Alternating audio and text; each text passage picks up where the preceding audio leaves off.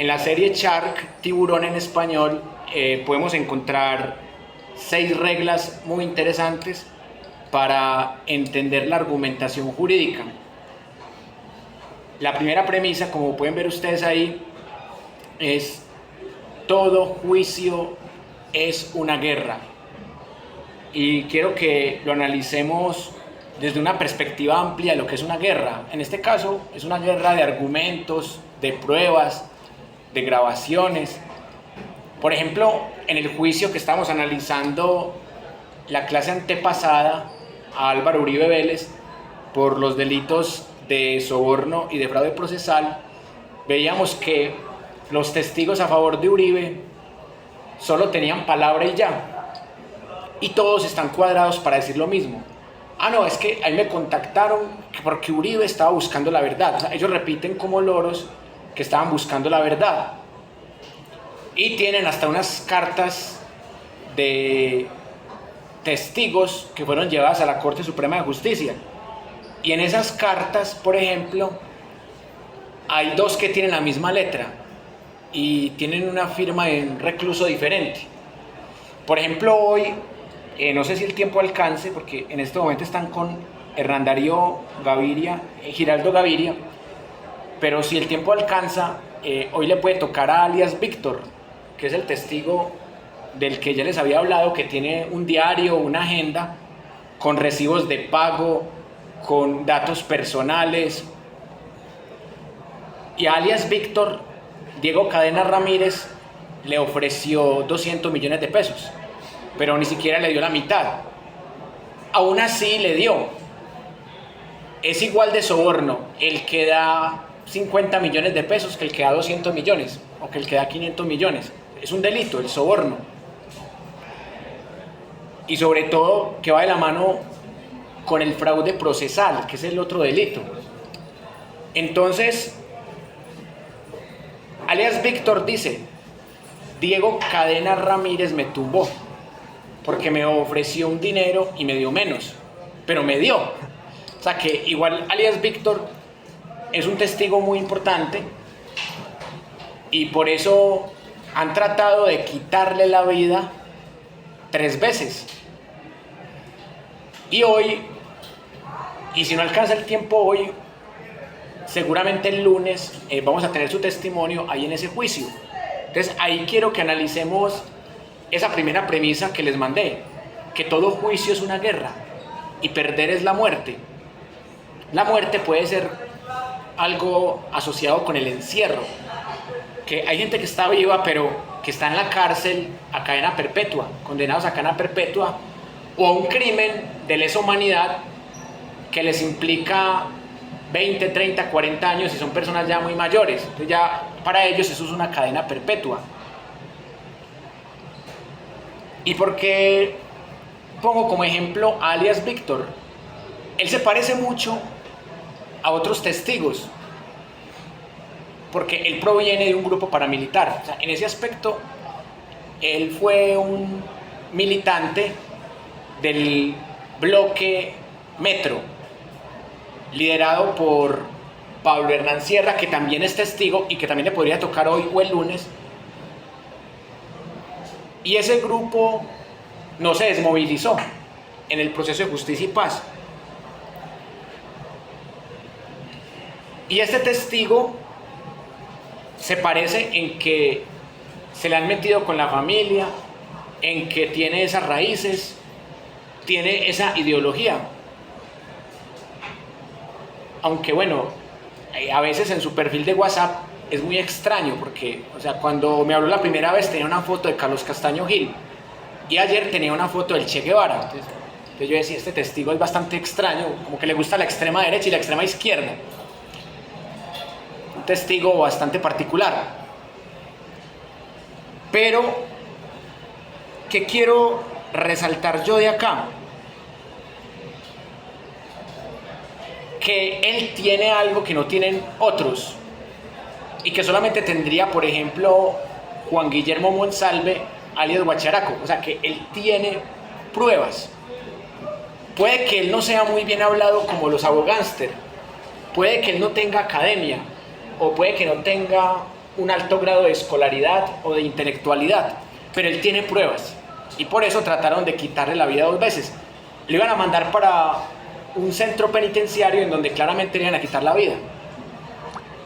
O sea, por poco lo llevan para allá, que esa fue la misma estrategia que utilizaron para silenciar al último testigo que quedaba del magnicidio contra el fiscal paraguayo Marcelo Pecci, que también al testigo lo trasladaron arbitrariamente y le quitaron la vida, dizque en una riña con otros reclusos. De la misma forma como le iban a quitar la vida a Juan Guillermo Monsalve, alias Guacharaco.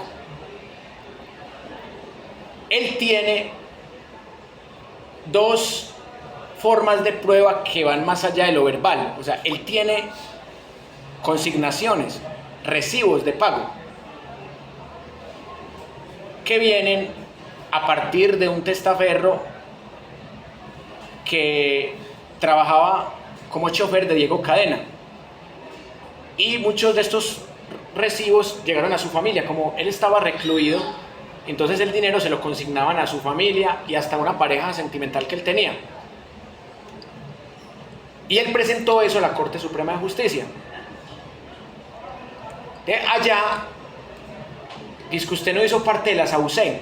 O sea, que es la misma estrategia que están utilizando con Juan Guillermo Monsalve. No, usted no hizo parte de la SAUCE. Entonces él dijo en la Corte Suprema, si yo no hago parte o no hice parte de la SAUCE y del bloque Metro, entonces ¿por qué estoy aquí? O sea, yo debería estar libre. Entonces alias Víctor se constituye en un testigo muy importante. Además porque aparte de los recibos, también hay unos chats. Y esos chats también se convierten en una prueba verificable. Y él tiene otra prueba reina que ya le presentó a la fiscalía. Y seguramente, sea hoy o sea el lunes, vamos a poder ver esa prueba. Pero lo cierto del caso es ver que en el ámbito argumentativo hay que considerar también cuál es la premisa complementaria de esa primera. Entonces acá también quiero que ustedes la miren, porque ahí se las acabo de mandar al grupo en esa fotografía. La segunda premisa de las 6 que les mandé es: la verdad en el derecho es relativa. Escoge la que más te convenga. Yo quiero debatir particularmente esa premisa porque es cierta, pero a la vez es falsa. Si aplicamos un poquito de lógica modal, es cierta porque hay un alto grado de subjetividad. Claramente, pues, la defensa va a ocultar unas pruebas y, por otra parte, lo que sería la fiscalía va a mostrar otro tipo de pruebas. Hay un sesgo, precisamente por eso la juez, en este caso Sandra Liliana Heredia, la juez 44, que ha sobrevivido a una recusación infundada, ella sería la que tiene que demostrar o más imparcialidad o por lo menos menos subjetividad y mostrarse equilibrada con las partes, porque las partes están sesgadas en tanto que tienen el sesgo de confirmación, que lo vimos la clase pasada. O sea, tienen que confirmar, la fiscalía tiene que confirmar que el acusado es culpable porque hay una acusación, y la defensa tiene que demostrar que él no es culpable, no necesariamente que él es inocente, tiene que demostrar que él es no culpable, porque también lo pueden absolver por una duda razonable.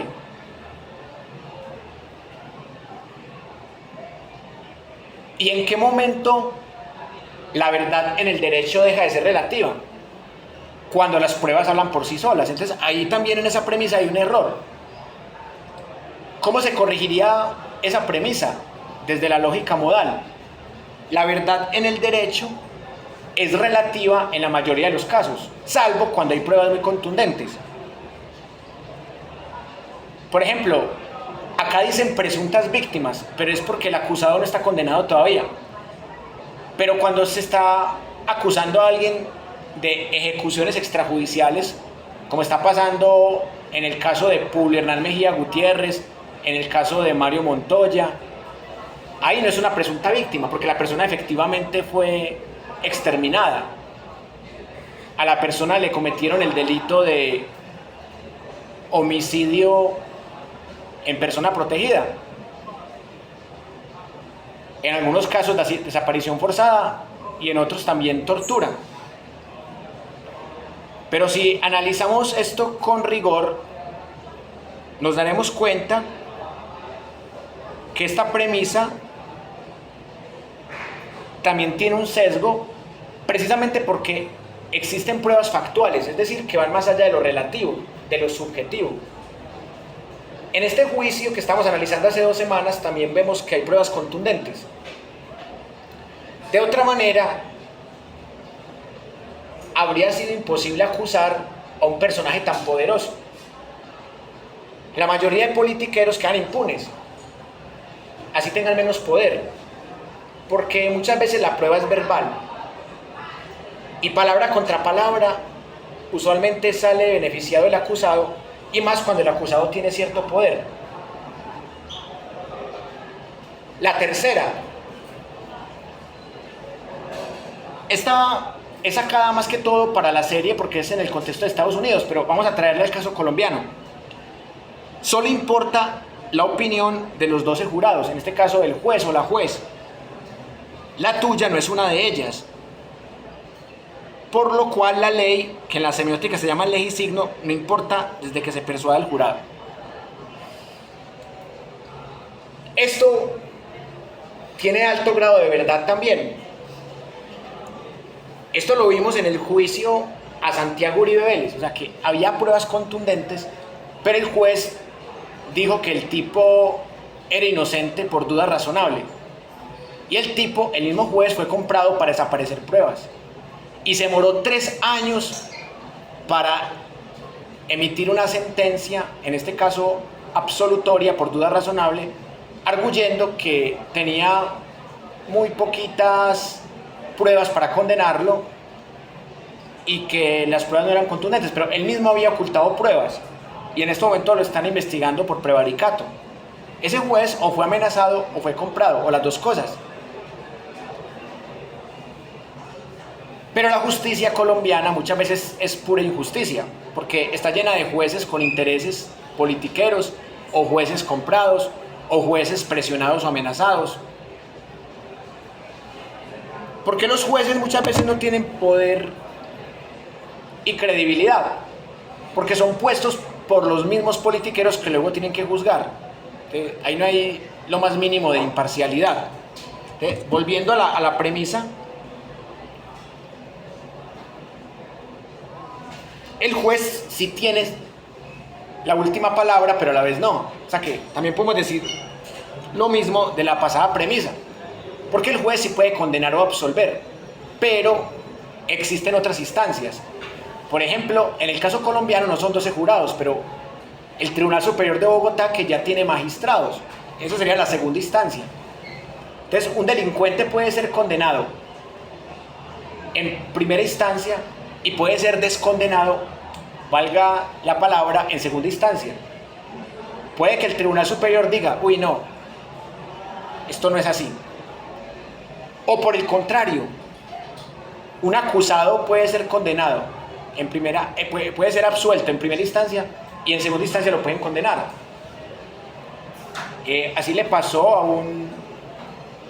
a un líder musical, a un barrista que en primera instancia lo habían absuelto y en segunda instancia lo condenaron.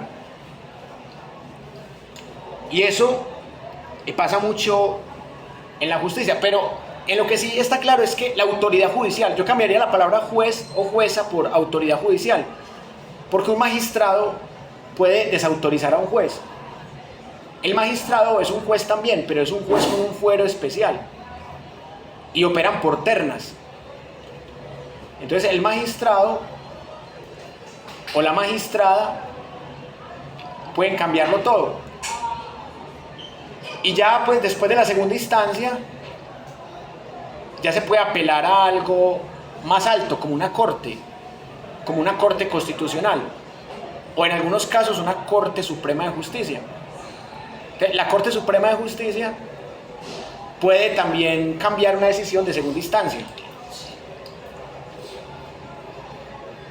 Sin embargo, cuando el personaje ya no tiene fuero, la Corte Suprema puede frenar un tema de forma, pero no un tema de contenido.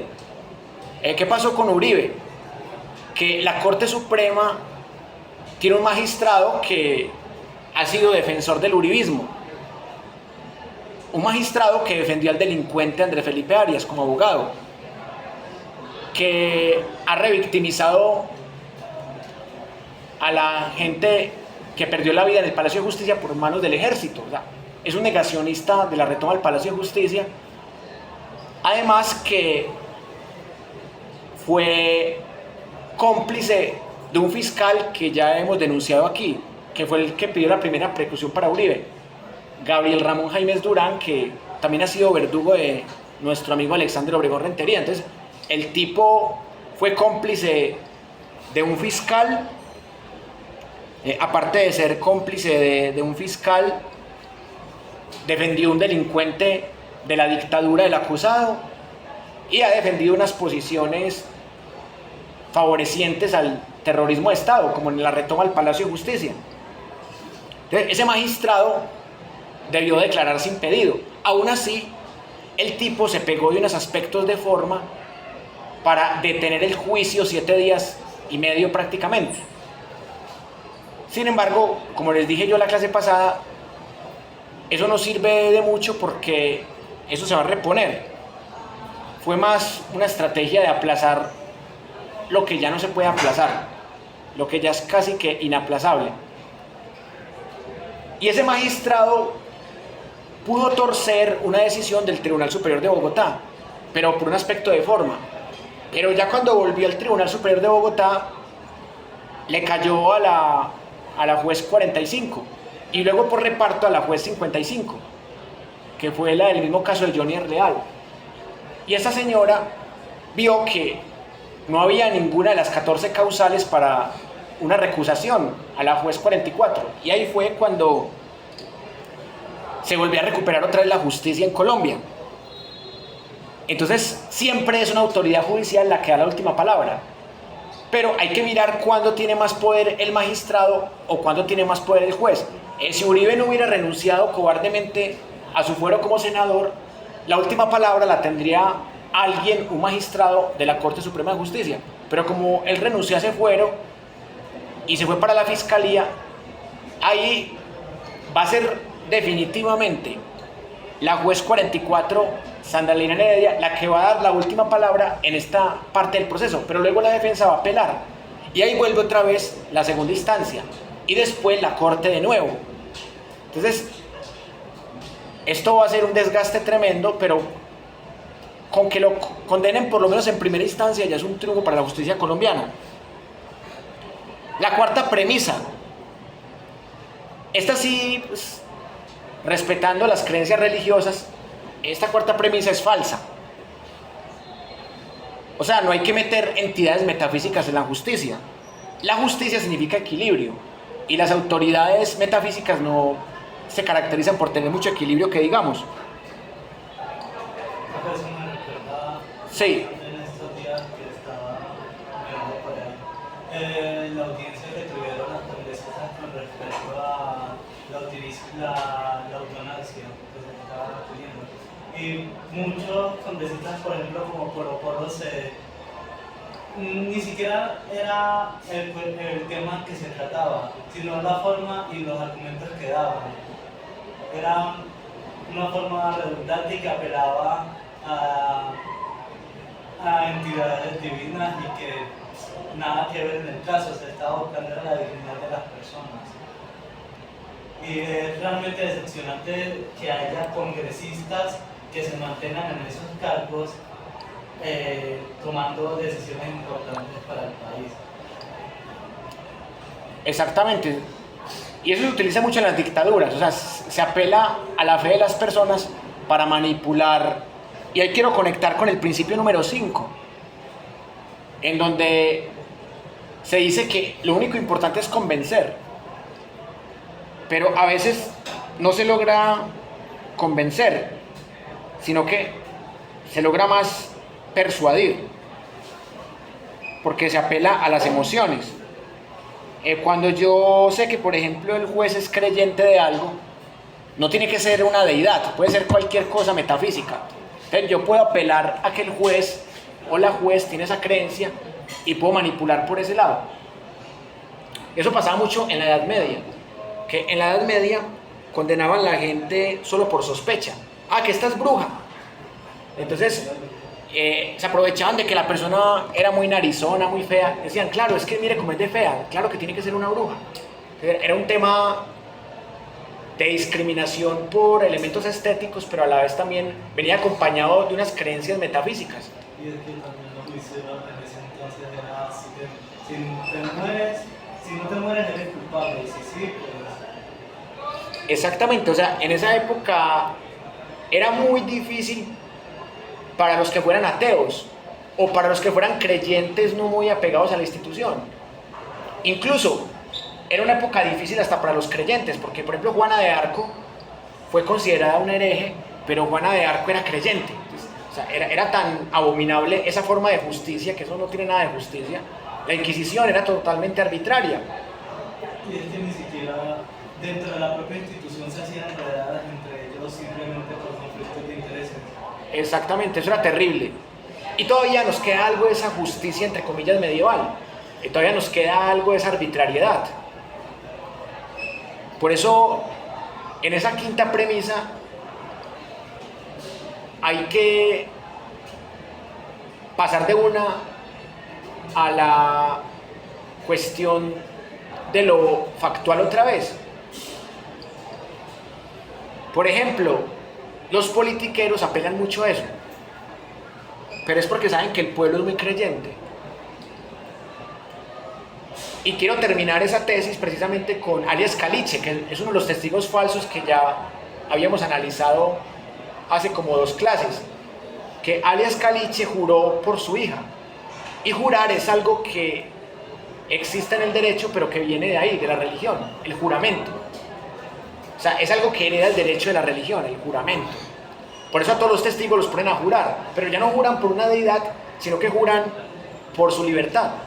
O sea, si usted miente y se encuentra que incurrió en falso testimonio, entonces usted recibirá una compulsa de copias para que la fiscalía lo investigue por falso testimonio. Por eso usted en los juicios jura, pero ese juramento viene de la religión también. Entonces, el derecho ahí está permeado por la religión, por la tradición religiosa. Y la quinta premisa tiene que ver con eso, con convencer. ¿Cómo va a ser convincente un testigo que está hablando desprevenidamente por WhatsApp y jura por su hija y luego en el juicio dice, no, yo estaba mintiendo en el chat? A pesar de que yo juré por mi hija, estaba mintiendo en el chat. Y aquí estoy diciendo la verdad, pero yo no juro por mi hija. O sea, ¿cómo va a ser creíble un testigo como alias Caliche? O sea, tiene que ser uno muy fanático. Y eso le falta otro. Ahorita de pronto le toca, hay uno que es de apodo Racumín. Racumín es otro mitómano como alias Caliche. Ahorita vamos a ver si le toca, pero yo estaba hablando con el alias Víctor sobre ese Racumín. Es otro testigo totalmente falso. Un testimonio totalmente contradictorio y absurdo.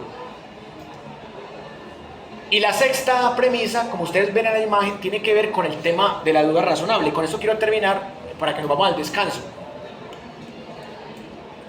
Que en derecho es más fácil demostrar la duda razonable que la culpa. Esa premisa sí me parece totalmente válida, que la sacamos de la serie Shark. Y Alexander es experto en la materia. Cuéntenos, amigo, qué piensa de esa sexta premisa. Aquí en el Código Penal, que eso es ellos simplemente lo que hicieron, y precisamente fue el gobierno de Álvaro Uribe Vélez el que instauró la ley 906 del 2002. Simplemente lo que hicieron fue traer del Código Penal americano y el francés y se lo acomodaron a esta realidad. Es una realidad bien sui generis.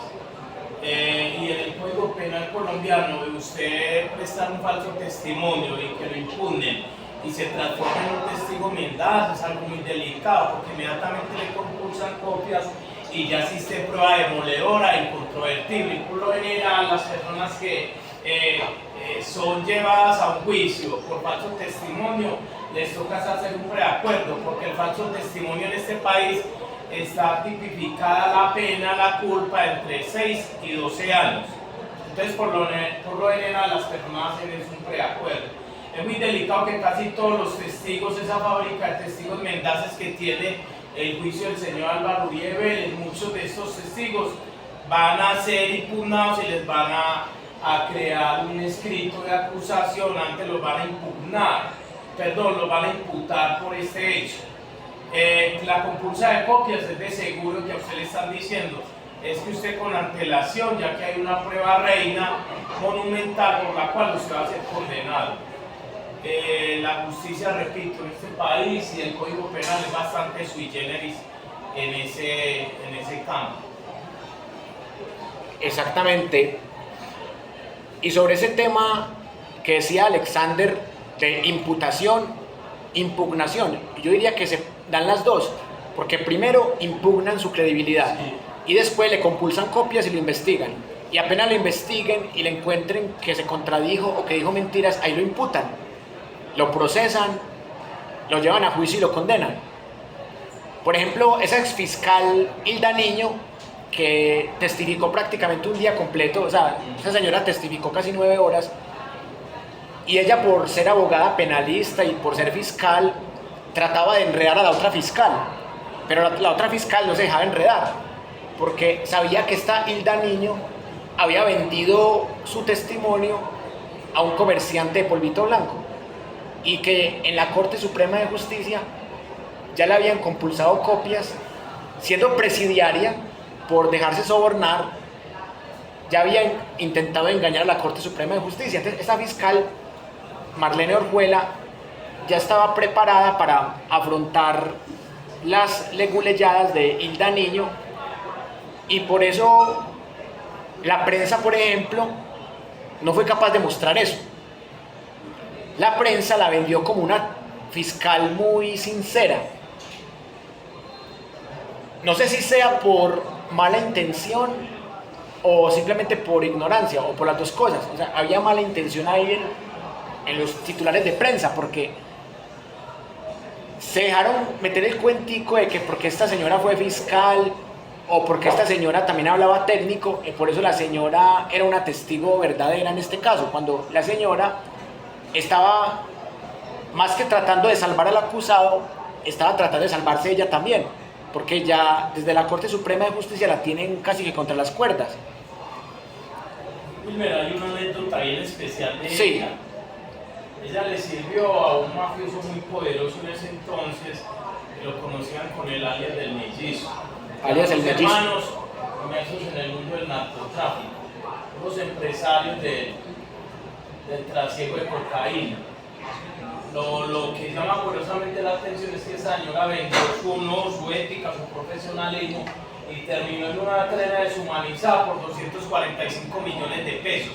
Pero los 245 millones de pesos no se los dieron uno sobre otro, se los pagaron en 14 cotas. Entonces ya la denominan la fiscal de las limosnas de la mafia.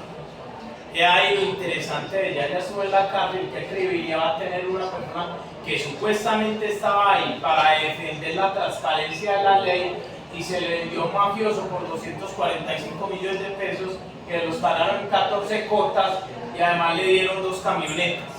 Esa señora no tiene credibilidad, esa es una de las personas que van a impugnar y que van a terminar en un juicio. Bueno, y para rematar el tema de Hilda Niño y complementando lo que dice Alexander, hay que recordar que ella se contradijo entre lo que le había dicho la Corte Suprema de Justicia y lo que dijo la Fiscalía. Ella en la Corte trató de encochinar a los exfiscales Eduardo Montealegre y Jorge Perdomo y fracasó, y la Corte de una se dio cuenta que estaba mintiendo. En la Fiscalía le dio miedo tratar de encochinarlos otra vez. Digo, no, en la Corte me fue mal, aquí también me va mal. Entonces ya dejó quietecitos a Montealegre y a Perdomo. Y eso demuestra que es una testigo que ya está contra las cuerdas, y como dice Alexander, va a terminar condenada otra vez así como ya fue condenada por dejarse sobornar y ganándose así merecidamente el apodo de la fiscal que recibía limosnas de la mafia. Y por eso la prensa trata de aprovecharse de la ignorancia de la gente para titular cosas que no son ciertas. Y ahí es donde nace la importancia de meterle pensamiento crítico a esto. O sea, que no traguemos entero. Que porque una persona hable bonito no quiere decir que esta persona tiene la razón como testigo. O el hecho que una persona hable feo o valija o con jerga de delincuentes no quiere decir que ese testigo sea falso. Entonces aquí quiero comparar, y ya para terminar esta sexta tesis, quiero comparar a Hilda Niño con alias Víctor. ¿Cuál es la diferencia entre Hilda Niño y alias Víctor? O sea, Hilda Niño tiene más conocimiento, es fiscal, abogada penalista, pero Hilda Niño la condena la evidencia. El soborno que le dieron, las contradicciones entre lo que dijo en la Corte Suprema de Justicia y lo que dijo en la Fiscalía. En cambio, alias Víctor fue un testigo que trataron de comprar, pero al que tumbaron, y al tumbarlo se les torció y decidió contar la verdad. Y alias Víctor, sin tener el lenguaje técnico y el conocimiento de Hilda Niño, alias Víctor tiene evidencias de que su testimonio no es falso. Yo estoy completamente seguro que a alias Víctor no le van a compulsar copias, ni lo van a declarar testigo falso, ni le van a impugnar la credibilidad. Alias Víctor va a seguir pagando su condena en el centro penitenciario de Palmira, en el pabellón de máxima seguridad, pero al menos no lo van a condenar otra vez por falso testimonio. En cambio, a esta Hilda Niño probablemente sí la van a condenar porque las contradicciones de ella son evidentes y la evidencia realmente la deja muy mal parada. Estos fiscales, como Marlene Orjuela, no son tan ignorantes como el colombiano promedio, que con el respeto que se merece el colombiano promedio casi no sabe nada de esto. Y no es porque sea bruto, sino porque el colombiano promedio no le interesan estos temas y por eso le meten los dedos a la boca. Vea, el colombiano, con eso quiero terminar, el colombiano promedio es tan ingenuo que le dicen que la crisis de la salud es culpa del gobierno de Petro. Pero la reforma de la salud de Petro no la han aprobado. O sea, ¿cómo puede ser culpable algo que no han aprobado? Entonces, o sea, el colombiano promedio necesita un despertar crítico. Y no estoy hablando solamente de los uribistas. También habrán seguidores de Petro que de pronto les falte mucho.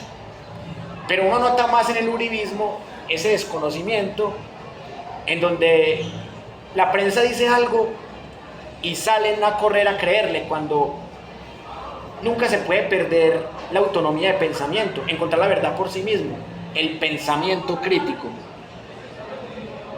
Y la última conclusión que les quiero dejar: es importante que siempre tratemos de mirar todas las caras de la moneda